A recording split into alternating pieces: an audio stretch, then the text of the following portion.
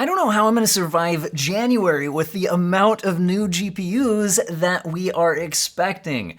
And it's looking like the 7600 XT from AMD is probably actually happening. Not only that, it's looking like it should be a 16 gigabyte graphics card, and that it could be coming as soon as January 24th. Perhaps this will be something we'll hear about from AMD at CES. Now, the original rumors we had on this were just Eurasian Economics Commission listings, filings that aren't really great rumors, but now we're getting much more solid information on the 7600 XT. And this could be really interesting. Also, it fills it just makes sense too, because it fills a spot in the market that is currently kind of being held down by AMD's previous generation with the 6700 XT. Because right now, if we look at RDNA 3 GPUs from AMD, their 7000 series cards, they have a 7600 non-XT, which is an 8 gigabyte card for about $260 on the current market. And then up from there, but then past that point, the next GPU from their 7000 series is a 7700 XT, which is $420, and that leaves a massive slot in the market, which again is currently being filled by their previous generation products, like the 6700 XT, which is a 12 gigabyte card and sells for, frequently goes on sale as low as $300, but is more often priced closer to $320, $330. But again, you have to assume that eventually their 6000 series kind of dries up, and there should probably be something from the 7000 series in this price class. So I'm hoping that we're getting maybe a $300-ish product. We'll have to see what actually happens with it, and also that depends a lot on what kind of performance will we get, right? Again, it's the current listing from Gigabyte does show it as a 16 gigabyte card, which would be extremely interesting if it happens, but also what sort of chip is this? So what sort of power level should we get? Because the 7600 non-XT uses that full GPU die. So could this be a cut down 7700 XT in some way? We'll have to pay attention and see how this develops, but there's definitely a spot in the market for this kind of a card. Now, AMD also has kind of filled this same sort of segment with a 6750 GRE. However, that has been in the Chinese market, and we're continuing to see articles mentioning new board partner models coming from those products. But the 6750 GRE, I've talked about this a long time ago in other news videos. There's a 12 gigabyte and a 10 gigabyte version where those are basically the same thing as the 6700 non-XT and non-XT respectively, but seem to be Chinese exclusive products with kind of an updated name and MSRP. Now, do you guys actually read? I'm going to give away my sponsor segment today to my uncle. A lot of you guys know that I'm a teacher. Well, it seems to run in the family. I teach math. My uncle, Steve Owen, teaches college-level writing. He has a PhD in creative writing and literature, and I just read his book that just got published on the 23rd, and it's called A Visitor Kills Me. I found this utterly fascinating, so I wanted to tell you guys about it, and I will include a link in the video description and a pinned comment.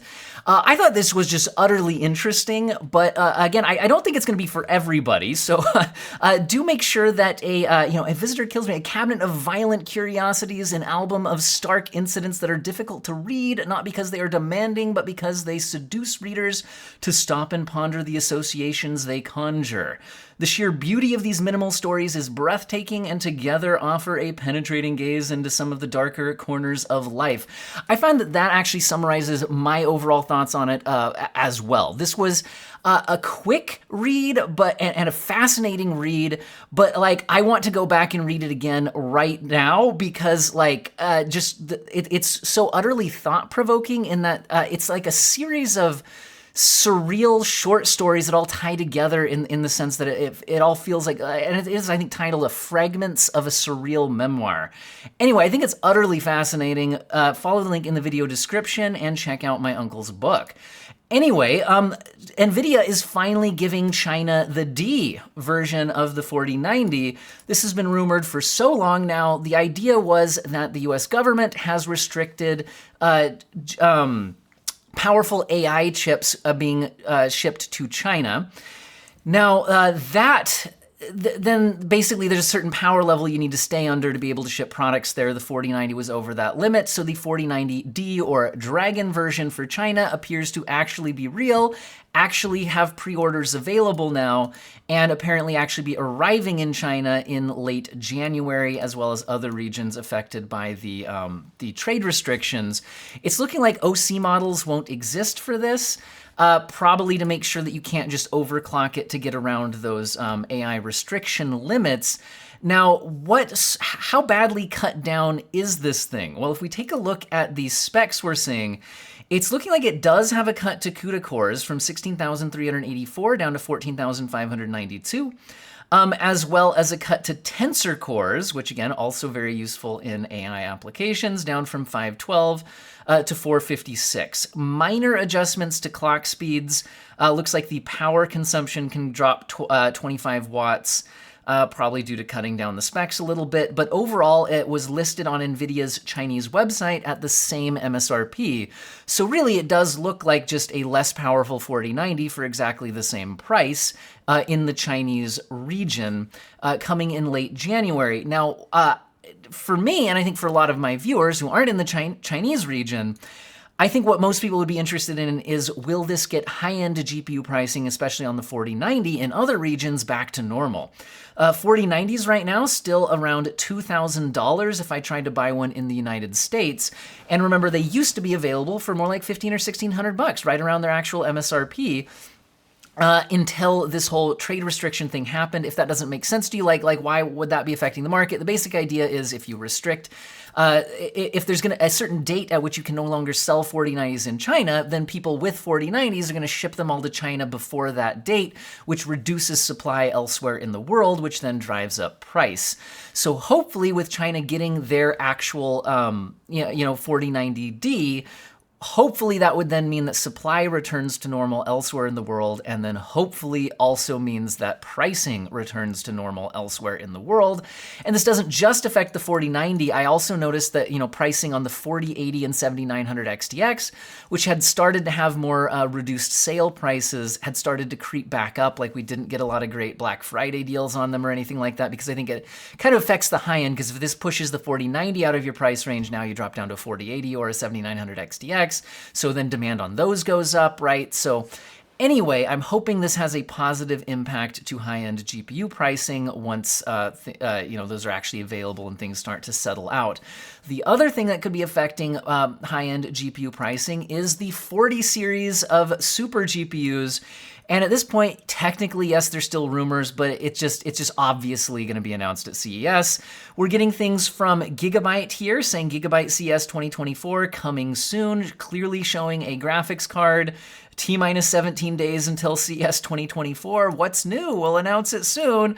What could it possibly be? Well, if you look at a Gigabyte leak that's basically listing a whole bunch of GPUs, including super versions of everything that we've been hearing about here, then yeah, it's very, very obviously the super series of 40 cards, as well as it's looking like we're seeing the rumored 3056 gigabyte also being confirmed in these same listings. And it's not just Gigabyte, we're seeing MSI listings popping up as well. And we're even getting a little bit more information. We already had a whole bunch of rumored specs on the 40 Super Series, but we're now getting even a little bit more out of this, including it's looking like the memory speeds will be increased on the 4080 Super, looking like it will be 23 gigabit per second GDR6X memory, again, if these rumors do pan out. So where does that leave us with the Super cards? I love this chart from videocards.com. By the way, all my sources will be in the video description today, as usual. To basically summarize what we should expect from the Super cards performance-wise, the huge question we need answered at CES is price. Because if these come in at the same prices, then this is all just good news. Price increase at the performance increase at the same price, awesome. If they raise pricing, that's going to be a lot less exciting, right? If they cut pricing, well, that would be a pleasant surprise. Anyway, so this 4080 Super is looking like, basically, if you look at the cores, we're getting a 5.3% increase to cores, a 4% increase to the base clock, and a 1.8% increase to the boost clock. But now we're getting this memory specification, which would be a 2.7% increase to the memory clock and 2.7% to the bandwidth. So all of that is still leaving the 4080 Super as probably not too exciting unless it also comes with a price cut. But we'll have to see what happens. It does look like it will probably be enough to push it ahead of the 7900 XTX more frequently in rasterized performance, which is probably at least what they're going for there. The 4070 Ti Super is going to be a bit more exciting. Again, although pricing could be everything, specs-wise, it's at least looking more exciting in that it's an increase of 10% to the cores, 1.3% to the base clock, 30, but the memory capacity is going up from 12 to 16. So you are getting 4 gigabytes more VRAM, which is a big deal on that card.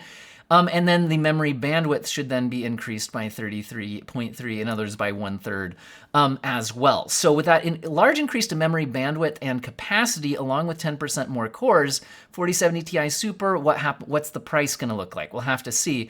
But probably the most exciting card, other than it not getting a VRAM bump, but from a performance standpoint, the 4070 Super is supposed to gain almost 22% on the cores, which is awesome, along with a 3.1% base clock increase. That does mean it will go up 10% on the power draw, 20 watts, but the 4070 was already pretty power efficient, so that's still going to be pretty power efficient. Well, I know a lot of people would have loved to see it go past the 12 gigabyte capacity, but 12 gigabytes, if the price is right here, for a 1440p GPU, especially if you're using DLSS frequently, that's going to give it a lot of power. This would, I think, put it as a very strong contender against AMD's challenger of the 7800 XT if the pricing comes out right. So again, what will be the price here? Currently, 4070 non-supers are selling for around $550. They had a 600 MSRP. Is this going to come in at 600? Is it going to come in at 550? Are they going to do something aggressive on pricing, or are they going to do something stupid and price it like $700 and reduce all interest in it entirely? So, a lot to see here, but especially as 4070 Super, if we really get like 20% plus more performance out of this thing at a similar price, that's actually going to be a pretty exciting upper mid-range GPU, in my opinion. Anyway, in other Nvidia news, we are seeing Nvidia giving away custom GeForce RTX 4080 Cyberpunk 2077 edition. Now, this appears to be kind of China limited, so I'm not going to talk too much about it, but I think you actually do a song contest or something like that. I think it's a music contest for Cyberpunk-themed music or something, how you win it. But I just thought it was a cool-looking card, so I thought I'd show it off, and maybe some of you are in the market. I just started getting back into my Phantom Liberty playthrough now that I've finally finished up Baldur's Gate 3, so I guess Cyberpunk was on my mind. This is an Arasaka-themed GPU, and I thought it looked pretty cool. So anyway, now in some Intel news. So Intel's 14th gen core non-K series listed by Spanish retailer, 14 core i5 14500 and 14400 for 250 euros. So again, this is probably something we'll get official announcements about from Intel at CES most likely, but we should be seeing the non-K 14th gen CPUs coming soon. These would be 65-watt chips, which should then, make them significantly more power efficient. Like one of the biggest problems with Intel's 14th gen is they can draw just huge amounts of power. With these being more power limited and not overclockable, it could help with a lot if they also come with a good price, right?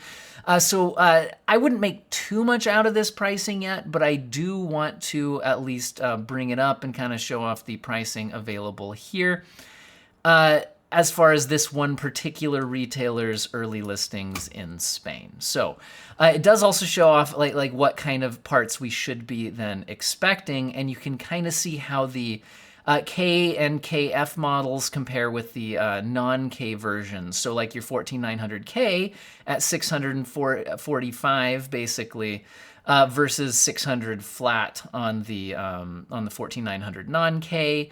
And you could, again, follow up the rest of the lineup. So you got your 14700K at 469, 14700 non-K at 410. So, possible to get some pretty reduced pricing here. And again, if you're willing to go with the F versions and lose the iGPU, you can save even more. So anyway, it'd be nice to see if we get some more affordable 14th gen chips out of this. Could be interesting. And remember, the Ks mean overclockable. The non-Ks mean not overclockable, and the F means it doesn't have the iGPU. So that's how to read all of those if you were unfamiliar with Intel naming schemes. Now, in other kind of CPU-related news, we are seeing handheld systems featuring AMD's newer Ryzen 7 8840U processor. Now, the 8840U doesn't seem to be much different than our 78 series processors, the 7840U processors from AMD.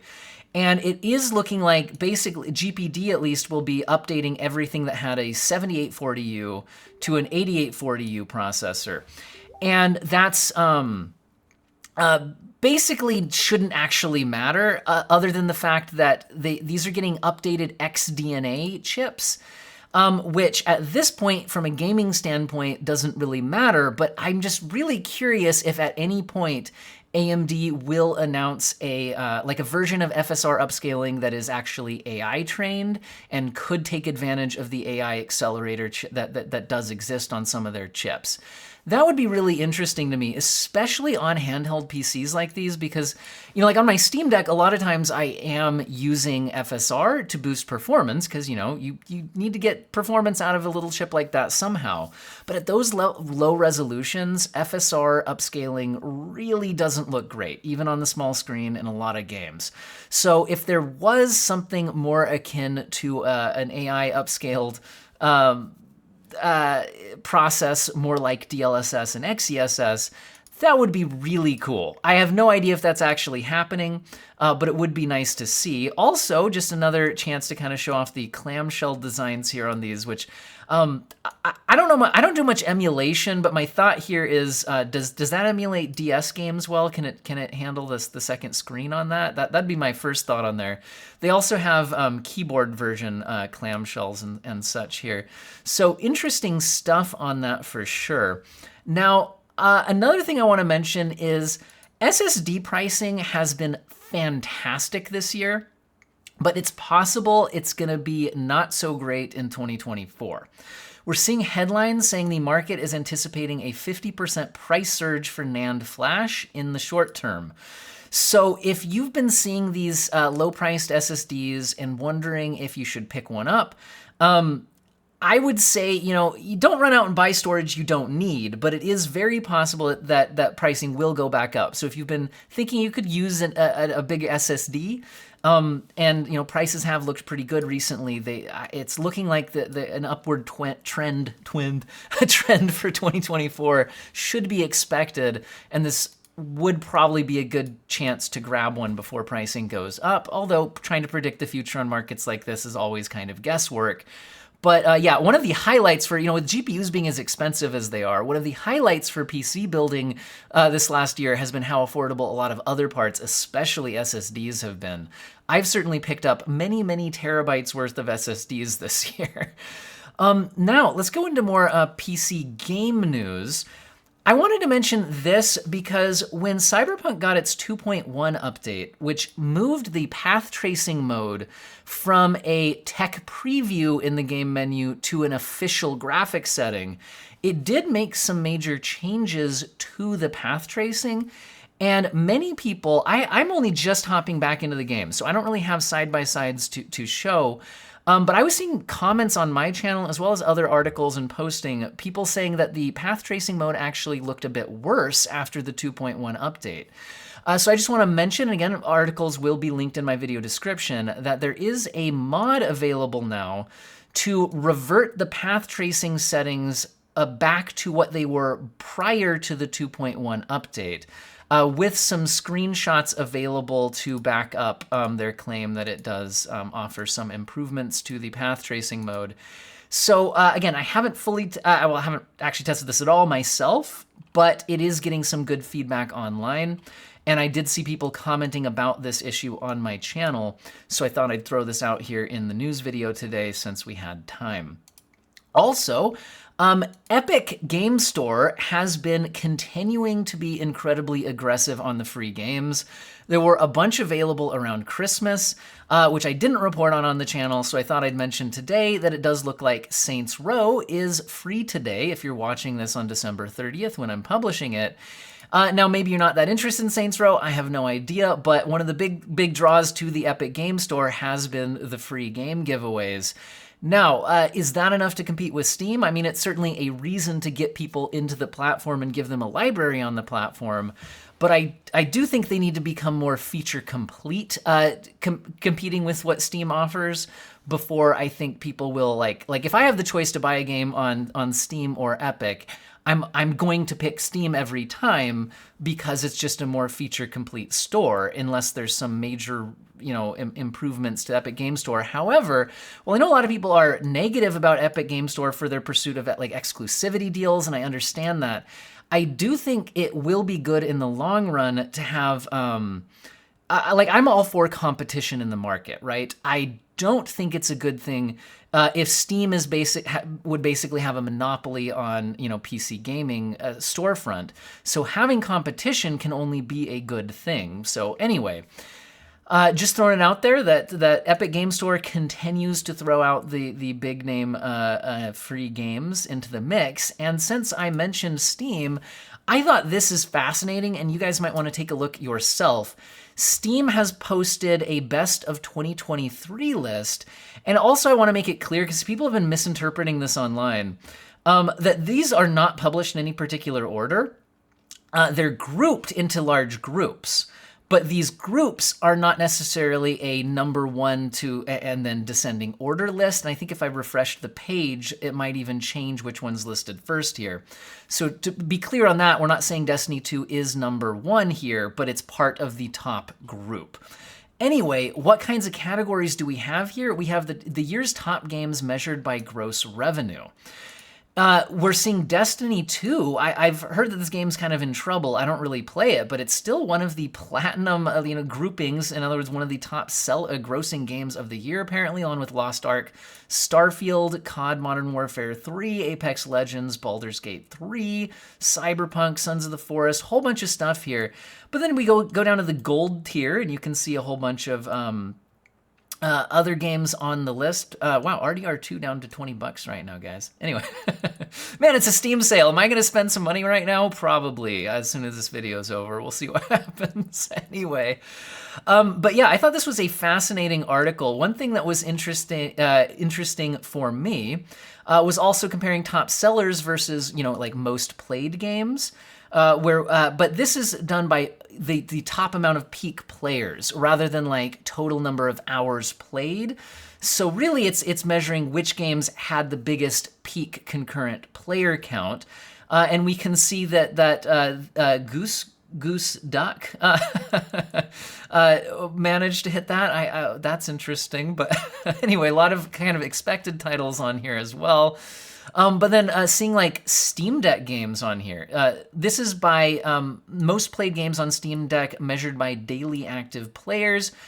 Interesting to see what people are playing on the Steam Deck, because in my review of the Steam Deck, I was saying, I'm kind of underwhelmed trying to play games like Hogwarts Legacy and Cyberpunk on it. I just don't feel like that's really what it's best for. I'm more into trying to use it for either older AAA games or games like Vampire Survivors, things like that. I will say Grand Theft Auto 5 runs fantastically on the Steam Deck. So like older AAA games, great fits. Dave the Diver's great on it. So interesting to see games being played. Like I wouldn't have expected a bunch of people playing Starfield on the Steam Deck, to be honest. I haven't heard that it runs really great, but apparently a lot of people putting a lot of time into that on the Steam Deck. Now that we're getting down to the gold tier, we're seeing a lot of the ones that I'm pretty into here, including Hades and Brotato were ones that I definitely put a lot of time into. So cool stuff on here. Thought I'd leave you guys with that list to maybe talk about in the comment section and see what actually is selling well and being played a lot. And again, if you're looking for something to read, check out my Uncle Steve's book, A Visitor Kills Me. And I hope all of you have an excellent day. Huge thank you to channel members and subscribers. Channel members clicking the join button to directly support the channel financially is just absolutely amazing to me. Huge thank you. And again, I hope all of you have an excellent day.